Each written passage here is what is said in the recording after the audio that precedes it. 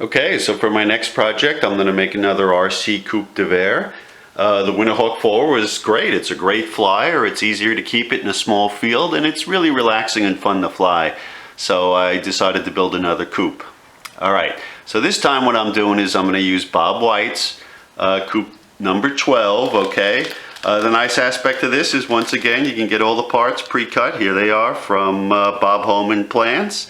All right, and you know, I'm pretty much making the same kind of modifications I made on his Wakefield. So for the wing, which he shows here is having polyhedral, I'm going to just make that flat with wingtip dihedral, as I've mentioned before. All right, and so it has nice laminated tips. So here's the form for the wingtip. I already made those. Okay. And also, again, for the stab and the rudder, all right, he has twin rudders and dihedral in the stab, but again, I'm going to do that flat, and I'm going to keep the design consistent, use his wingtip shape. So here's a form I made for the stab. I'm also making the whole front end and, you know, edges one laminated piece because that's extremely strong. I did that on the Winterhawk and my Coupe and my Wakefield, and it worked out really, really nice. The other thing I'm going to do different this time is instead of rolling a balsa tube, I got this. This is a carbon fiberglass tube that I got from Mike Woodhouse. It's incredibly light, very, very strong.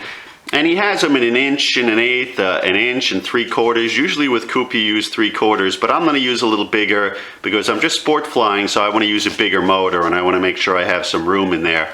Okay, now the nice thing about using Mike's you know, carbon fiber tube is that you can get a Wakefield connector like this, and this actually fits in the tube. Actually, all I got to do is line the inside with about a 30-second sheet, and then this should fit in nice and snug.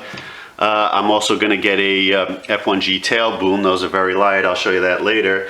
And then for the front end, I have a Bukin. Basically, here it is. You know, a high-tech, nice coupe. I got this one also from Mike. Okay.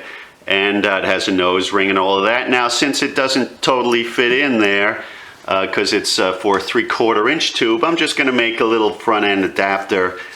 So basically like a little ply that the nose ring will sit on, and then a little bit of a bass, and then a little balsa for the front end part. I'll show you that later. I've also worked on the props, and what I'm doing with the props these days is I'm like glassing them. So basically what I did is I carved the props and I sanded them a little thinner than I normally would. Here's one example. And then I used West Epoxy number 105 and then the 207 hardener, which is clear. It's extremely hard and very, very strong. So I just brushed that on, and then I just used shelving plastic to hold it on there so it comes out nice and smooth, and then you let it dry, and when it dries you can just peel it off. Okay, and here's how it came out. I thought it came out really nice. And it's extremely hard, very strong. So even though the prop's very thin, I think it's strong enough to fly with. All right, so I'm going to get building the wing, and I'll show you that. Okay, so here's my second RC Coupe. I had a lot of fun with the other one so far. And this one is a modified Bob White, as I mentioned before. It's the wingtips are the same.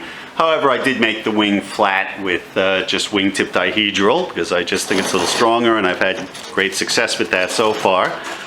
All right.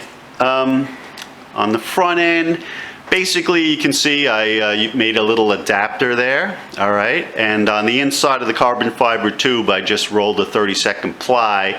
And this way I can use a nice 1 inch aluminum blast tube that I like to use.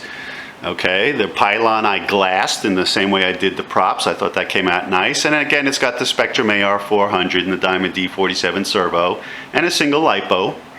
All right, you can see I have a little screw-in rear peg and an F1B tail boom. Okay, but the tail boom, I'm sorry, a joiner, an F1B joiner here.